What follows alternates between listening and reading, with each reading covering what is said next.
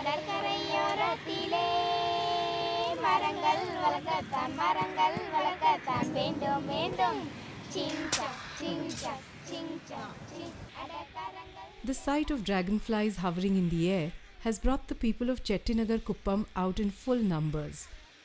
The insects herald the advent of rain, and the villagers have come together to execute a plan that they believe will protect their future.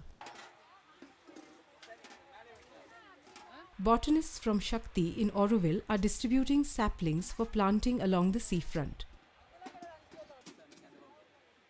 Today's activity is the result of months of discussions with local communities and gaining their approval and participation in this project.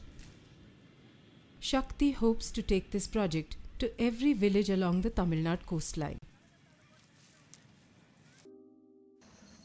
When we came here, it was so hard. I mean, the conditions of just living, and those first summers were so intense that I think it was very basic survival mechanism of, we needed some shade, we needed some protection from the hot winds. Even in the early 70s, the Auroville community was studying the original foliage of the Coromandel coast. Their experiment to restore the land has turned a barren, bare piece of earth into a lush, tropical, dry evergreen forest. This venture gained support from international bodies like UNESCO that continues to show interest in Auroville's unfolding development. Some of these species we didn't plant, and increasingly we notice that the forest is planting itself.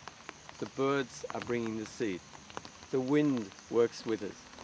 That's what I said, that it's presumptuous to say we're planting. We're working with it gently, but we're trying to, if we do work, we're trying to, after we've worked, you shouldn't know that we've been there.